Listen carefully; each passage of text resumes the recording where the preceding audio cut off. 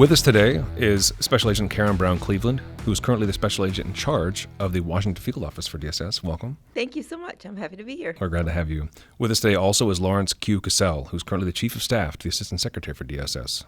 Welcome, Lawrence. Thank you for having me. So welcome, Q. Can you tell us a little about what it was like day-to-day on the Secretary's detail back when you were on the detail full-time? Chad, that's a great question. Honestly, no 2 days are the same. So for us, we are looking at the schedule primarily if the Secretary of State is in Washington, D.C., or traveling out overseas. So a typical day in Washington, D.C. is meetings on the 7th floor of the State Department, and maybe a couple of runs over to the White House to meet with the president. And then typically there's functions that the secretary might be going to after that. Of course, DSS special agents are conducting those protective operations around the secretary from the time she wakes up in the morning until the time Secretary of State Condoleezza Rice would go to bed at night. Karen, I believe Secretary Rice was one of the most traveled secretaries. That is correct. When she became Secretary of State, I think the story that I heard was she handed everyone a map and said, make sure you know where every country is because we are going to absolutely travel. And that's what made it the draw for me. I previously have lived overseas as a diplomat, but I wanted to see more countries out there as well. And this gave me that opportunity. I was able to visit, I think 1 week in particular, if I can just give this as an example, we literally went around the world in a week. We started in Washington, went to Alaska, went to Japan, went to Russia, went to Germany, refuel in, I still remember this. She's getting jet lag just remembering it, yeah. Refuel in Ireland and touch back down in Washington. And the next day, Q and I were both on day shift. Wow. It was a lot. Oh, wow. But, you know, the detail ages you in dog years. And I'll add to that, a little known fact is Diplomatic Security Service was actually protecting heads of state for a long period of time before that responsibility changed to the Secret Service under the Nixon administration. During my time on the Secretary of State's detail, one of my proudest accomplishments was conducting 28 lead advances for the Secretary of State. So a lead advance is someone who, with a team of agents, goes into a country prior to the Secretary of State's arrival, typically a week or maybe a little bit more than a week, and does all of the security coordination. So as a lead advance, you're responsible for getting that country prepared for the or preparing the security apparatus around the Secretary of State. This involves running all of the routes, making sure that the hotel is completely secure, interfacing with host country law enforcement, host country military, host country intelligence. So my colleague Q mentioned that he did 28 lead advances, and I think we're probably neck and neck on that one. But where mine was a little bit different was each of my site advances was a combined trip with the Secretary of State and the President, which made it a little bit more dynamic. Just a little, right? Yeah. Just a bit. So, for example, my first site advance was a combined trip to Hungary. My first hotel agent site was to Kuwait, again, a combined trip. And then my first lead was a combined trip with the Secretary of State and the President to Jordan.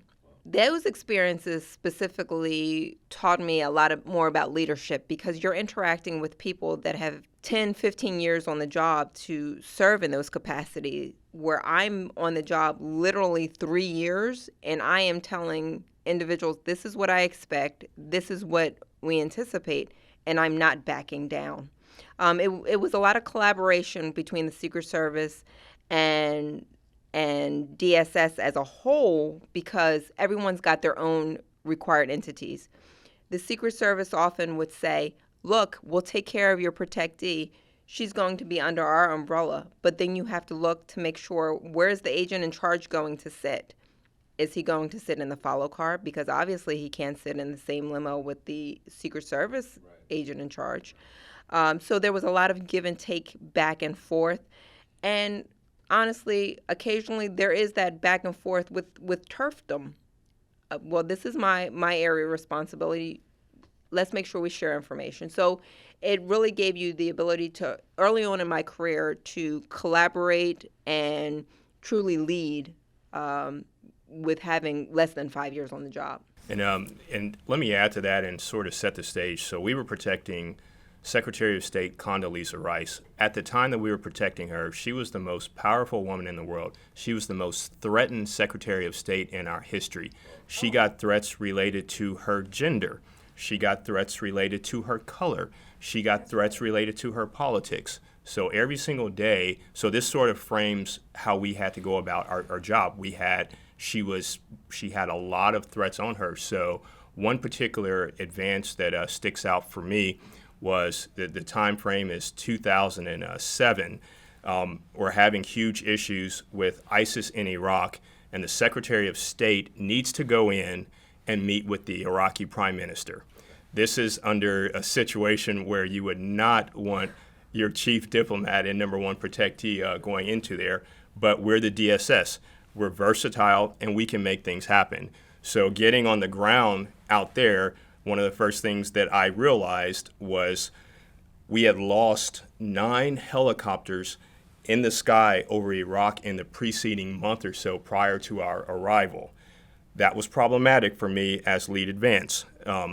Route Irish, which is the route that connects the Baghdad International Airport and the embassy compound, it was a very, very challenging route that was filled, snipers, vehicle-borne explosive devices, all of these different hazards. So getting on the ground in that context and trying to keep the Secretary of State safe. So I had some very difficult calls to make. I remember one time reaching back to the special agent in charge of the detail at that time, Mike Evanoff, and telling him, "Sir, respectfully, I recommend that the Secretary of State not travel to Iraq during this time because it's dangerous." I was told, "Q, we're coming out. You know what you're doing. Make this happen." And so we, for the next 5 or so days, and another thing that makes this interesting because of the classification of the security level, I cannot actually tell the individuals on the ground who was coming in. Right. So I had to set up this security apparatus without telling everybody. And so we worked day and night tirelessly to ensure that we could bring her in, which we did. We put her in the Black Hawk helicopter because that was the safest mode to transmit her from the airport to the green zone. And we had the white knuckle ride of our lives. I cannot imagine. I can't picture Secretary Rice in a skirt trying to get into the Black Hawk helicopter. She probably wore a pantsuit that day, I'm guessing. So she was in a pantsuit. I personally placed the body armor on her, but she was not going to let that helmet touch her head because her hair had to be ready for the next press appearance. So I was like, "Ma'am, we can do this. We can make it happen." And so we moved her in there. It was a very, very successful visit, and just as she was taking off from Baghdad out of our theater is when the mortars came. But we were happy that she was already down, and we found ourselves some bunkers to wait out that activity. Well, you mentioned, we talk a little bit about the body armor, and you talk about day and night working tirelessly. What do you think is physically speaking, what is the most challenging parts of this? I imagine there are some unique challenges to protecting the Secretary of State, right? So I think the biggest challenge is the 3 shifts that you work. There's the days, the evening shift, and the midnight shift. And every 2 weeks they change.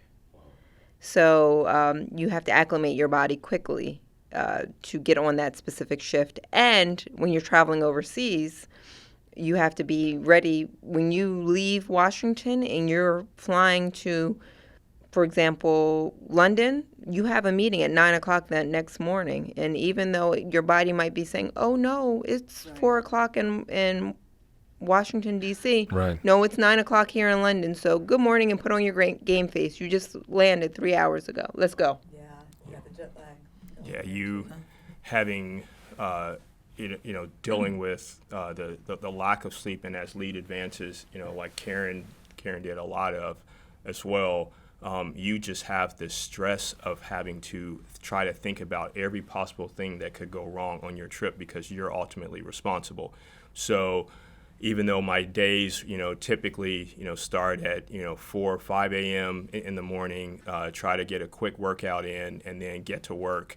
We would work the entire day, and then when I find myself back in my hotel room at midnight, I'm not sleeping. I'm sitting there trying to figure out, what did I forget? What am I missing? What mistake did I make that could possibly cause my protectee to be injured? So these are the sort of things, and then next thing you know, your alarm is going off, right? So, and you're starting the next. But we got into this cycle for Karen, correct me if I'm wrong. It felt like for the entire several years that we were doing it, because the detail is very dynamic. And I'll give you one example. I was going to go do on one of the few nice places where I did in advance. I was going to go do an advance in Geneva. So I'm leaving home, telling my family I'll be back in 5 days. So I went, did that advance. On the back side of it, I was asked, Q, can you go out and do a presidential advance, President of the United States joint trip with the Secretary of State? Can you go out to Islamabad, Pakistan? Oh, boy. Thinking, okay, well, I packed for a couple of days. Right. And so I went out, and that was a 2-week trip out in Pakistan because the Secretary of State and the President of the United States was going to a very, very difficult location. So as I'm getting ready to go back home from Pakistan, I am told, Q, she's thinking about going into Ukraine for a trip. Can you go into Kyiv and start to plan in advance? It's hard for me to say no. It's just my nature. So I said yes. So flew into Kyiv, and now we're going on a little bit over 2 weeks, out. So I planned the advance in Kyiv for about 2 days, where I was told, hey, Q, she's not coming to Kyiv. She's going to Baghdad. Can you get yourself, and so here I am, I'm back at the embassy travel office again, can you get yourself over to Baghdad? As I'm in Baghdad, I'm told, hey, this next one, she's going to a really nice place. She's going to Germany. What they didn't tell me, it was a presidential trip to Germany, another 2 weeks. So the Prime Minister, Angela Merkel had invited President Bush out to her hometown in northeast Germany. And so went out there for that trip and did in advance. So a month and a half ago, I said, hey, it's Friday, I'll be back Tuesday, and got back 6 weeks later. And my colleagues and I were laughing because, we said our suits could stand up by themselves after that trip. I was just going to ask you, because that's the first question that I would be asking myself, is like, how am I going to wash my clothes and iron them and keep them? Because, you are the face, right? This is a high-stakes game, but you guys, all of you, we are have to the look face. good. You got to look good. We do have to look good. Right, exactly. There's no sneakers. So I have to add to that, because I remember this specific trip, because I was in, where was I? No, I was in Hungary. Yes. And then, hey, by the way, you're going to Ukraine, because I think you emailed me. And I said, okay, I'll see you there. And I said, oh, after we got to Frankfurt, no, you're going to Pakistan. Now, mind you, I packed for spring in Hungary. Well, that wasn't going to be the case. Go to Pakistan. Do that visit. I go back home, and you're on your way to Germany, and then I end up in Germany on the plane team. It was one of those things where you always kept one bag.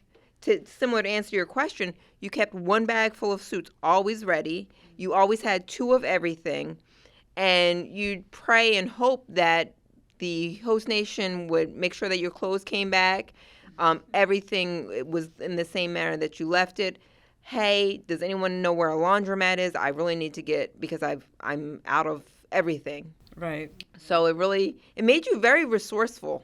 Yeah, I'm sure. Sinks really come in handy along with some Tide. Wrinkle-resistant shirts, yeah. And this is before the days of Febreze, too, so Oh, it was no. always perfume, body wash. Flying around like this, does the secretary have his or her own aircraft? How do you manage these kinds of itineraries? Yes, the Secretary of State will use what's colloquially known as Air Force Two, but part of the special squadron out at Andrews Air Force Base that transports the senior-most U.S. government officials, including the President of the United States, around the world. So, yes, the Secretary of State has her own has her own plane or his own plane, depending on who the Secretary of State is. And under Condoleezza Rice, she used her plane a lot. And one particular trip, I recall, we were in Jakarta, Indonesia. So Jakarta back to D.C. is not a short flight. So I was on the plane team with the Secretary. So we landed at Andrews Air Force Base right about a little bit after midnight. Now, I had been gone from home about 2 weeks. We were taking back off from Andrews Air Force Base at 6 a.m. So I remember getting home, walking in the door about 2 a.m. My wife had my suitcase, ready. I think I slept for about an hour and a half, and then we were back out to Andrews to fly down to Sao Paulo, Brazil, for a ministerial. So that was a typical week in the life of the Secretary of State's detail. And you mentioned your home life as well, right? You have to have some kind of work-life balance, or maybe you don't, right? Well, maybe you put everything on pause for 2-3 years while you're working the details. So how does that work? I mean, how do you balance? How did you handle your personal life? Well, that's a funny one, and I'm sure some of my friends from back in the day will definitely remember. Karen was never around, so at the time, I was single, and dating was very interesting because you would plan a date, and then it would be, oh, hey, I'm sorry, I've got to leave tomorrow. I know we have plans on Friday, but it's Tuesday. Yeah, but I'm sorry, I'm going overseas. Where are you going? Can't tell you. Sorry. What do you really do? I'm a special agent for Diplomatic Security Service. No, really? No, seriously, you just want to play me out. No, I'm sorry. My girlfriends that knew me very well, I thought we were going to dinner. I thought we were going to go have drinks.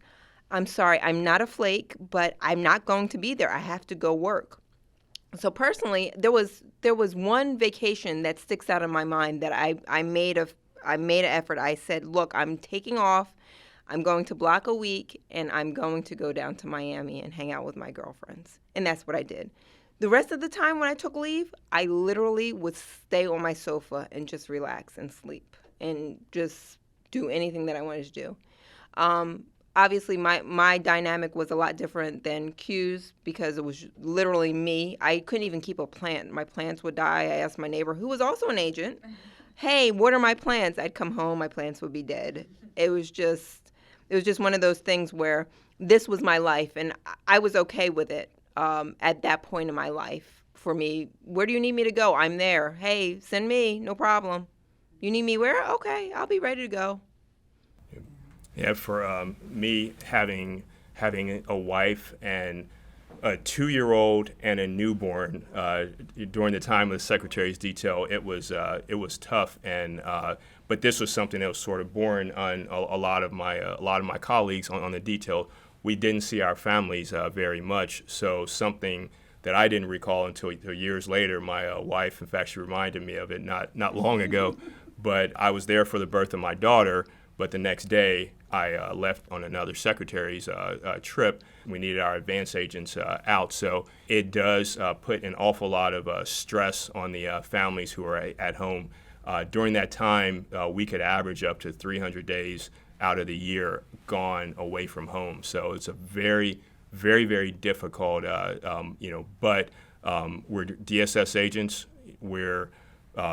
We accomplished the mission, and it's a no-fail mission that we had. And I like to think I was a pretty good advance agent, and so they needed me out doing the work. So I always brought back very, very nice gifts from all my travels back home to the family. Wow, you had time to go get a gift, but you didn't have time to wash your suit. Priorities, right? Yeah, you could wash after Pakistan. Some of the stuff wasn't coming out. I actually think I had to get rid of that suit from that trip. So. If you look at the detail at that time, we were all very, I venture to say, very young, very fit, and just looked the part. Like, people would see me like, wow, that's so cool. And we're just like, yeah, we're the cool cats, you know. But it made you that much more interested to excel during that temporary duty assignment, so you could be one of the chosen few to be on her detail. That training that we are provided gives you that ability to know what to look for when you're doing, whether it's a hotel advance, a site advance. It's evolved exponentially. I think when we first came on, we would do our briefings, and originally it was just a paper book. We started, I think we were the first group that started with PowerPoints. Now that's standard. Everybody expects you to do with PowerPoint. Now I think it's on paper. But there was also that informal training where you had people that had been there for some time. So, for example, I'll use the example. One of my colleagues, who's now the special agent in charge of the Chicago field office, said to me, hey, look, I'm going to give you the skinny on how to do a hotel advance. This is the deal. Whatever you do not mess up any of the rooms. Most importantly, do not mess up the protectees' rooms or your bosses. This is the specific outline that I'm going to provide you. I don't provide it too often to people, but if you hit these wickets, you'll be just fine. And so that was that informal document that we share with one another. And some individuals, hey, by the way, hey, you're brand new, try this. If you followed that letter to the T, you were extremely successful. If you wanted to ad-lib and try something new, it probably was not going to work. This was basically training on the job. Yes, that is correct, Chad. You're on part of her permanent team, right? Dr. Rice's permanent protective team for 2 or 3 years. How well do you get to know your protectee, and how does that? I mean, I imagine she must have recognized your faces as she knew all of our names. She would see you in the morning. Good morning, Karen. Good morning, Lawrence. You know, she knew who you were. So much so that when I was serving in the San Francisco field office, I had the opportunity to see her in her current space. She saw me and said, "Hi, Karen. How are you? It's been a while. How's San Francisco treating you?"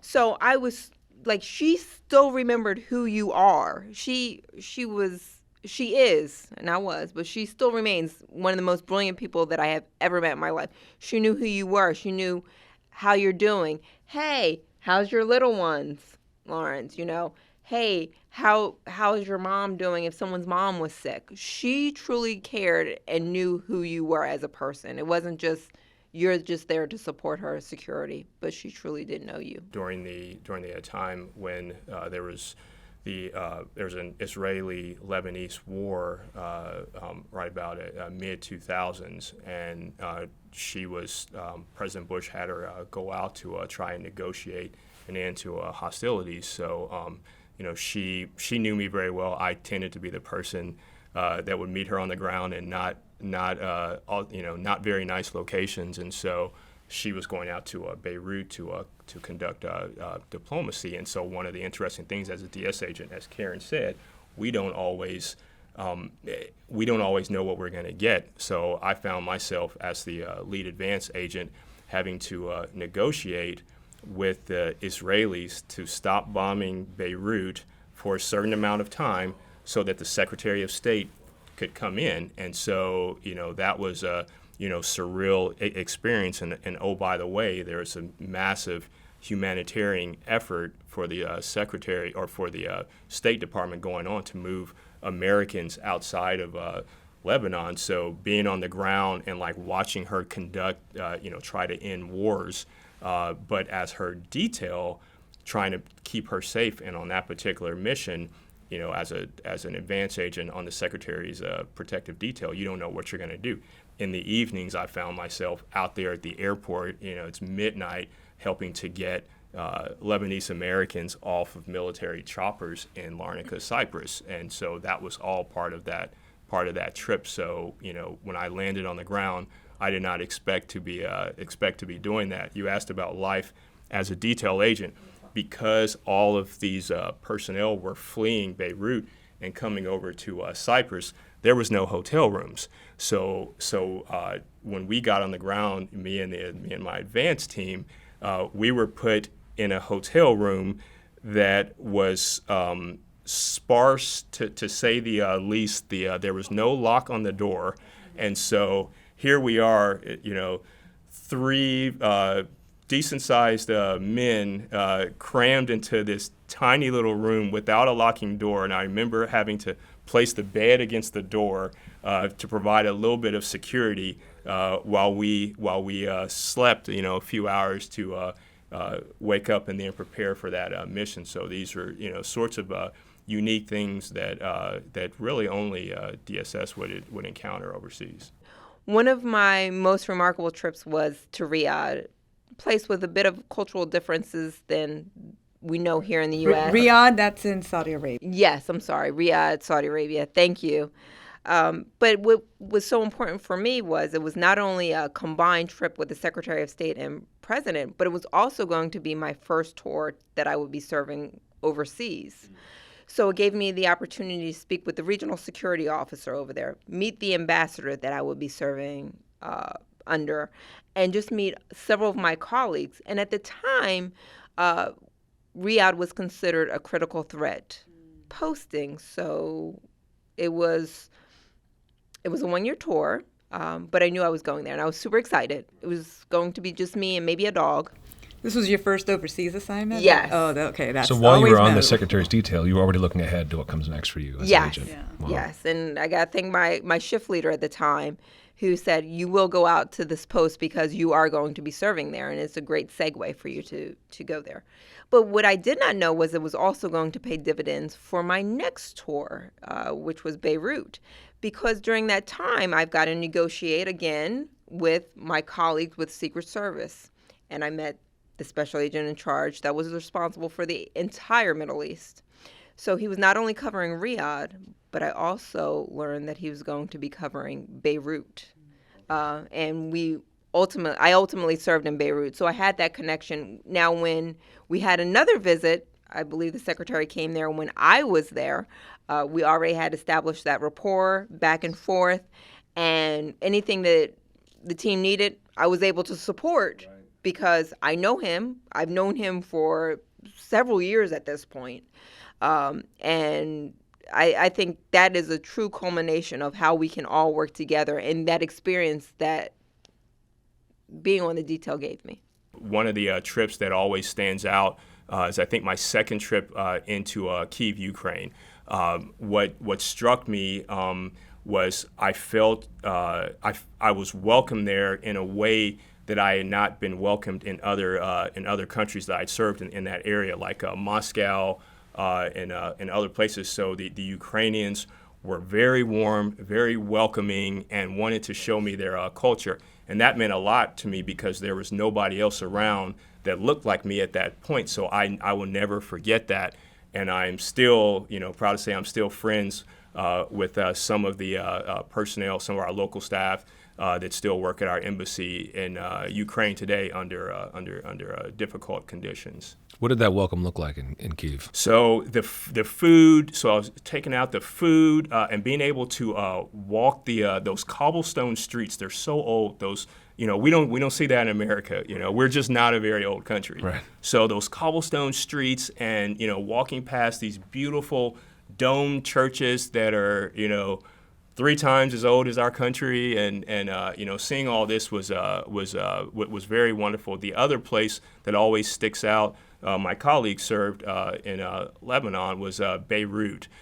Such a fascinating culture, location in the world, and a place that the Diplomatic Security Service, in many ways, became. Now, we've been around for over 100 years. We started in 1916, but we became who we are today based on our experiences in the 80s, where our embassies were getting blown off the map. So that was sort of the training ground for the Diplomatic Security Service to become so good at that mission. So going into Beirut, seeing this firsthand, and the food, the culture, it's right there on the Mediterranean, just a beautiful and incredible world capital. So getting to see so many of these places, and those are just to name a few. There are so many more, but Kyiv and Beirut stand out to me. Can I just add? It's funny. When you're speaking about just going places and you're like, well, I'm the only person.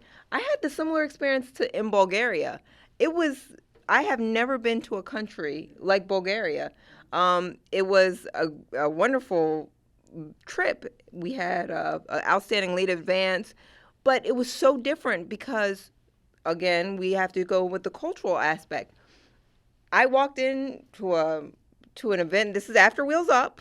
Wheels Up is considered when she leaves.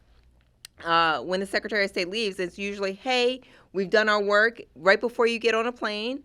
You may go to dinner. You may go out to a nightclub. So I decided, hey, I reached out to one of my colleagues. Do you want to go to this nightclub? They were like, excuse me, you guys, please come. I was like, oh my goodness, this is wild. Me? The brown girl? Yes, please, you're welcome here. I was like, thank you. I mean, I swore I had like offers for marriage by the time I left. I was like, this is lovely. I was like, I don't even get this in Miami. This is amazing. So it was that trip, and I think if I can just touch on one other trip that was amazing, and this one again sticks out in my head, was my trip to London. What was so amazing, it was a week-long trip. I can remember one thing about the Ron. We said what is the Ron? Sorry. I'm sorry. Thank you. The hotel of the secretary. We were told that Michelle Obama was visiting, so that was the only person of interest that was there. And little did we know at the time, I think this was like 2005. But we had a successful visit, had a great RSO over there. But the secretary left at 6 a.m. And so, of course, you're having the Wheels Up party. The Wheels Up party is sponsored by fish and chips and some great beer. It was around, well, we won't talk about what time it was. We'll just say the Wheels Up was around 6 a.m. It was a really, really great remainder of the trip. The trip itself was phenomenal, but the end part of the trip was amazing. It just sticks out as one of the most unique trips because it was one of those that were more laid back. It was a little bit less stressful, even though you're up thinking about all the concerns. But it was just an overall great trip entirely. Well, thank you, Karen, and thank you, Q. I certainly have learned a lot more about the protective detail. As a security engineer, I don't sometimes get to see that side, the more of the agent side. And thank you again for your time. Thank you. And we couldn't do what we do without your service as well. So many things that you do enable us to do our jobs better. Thank you. Thank you both so much.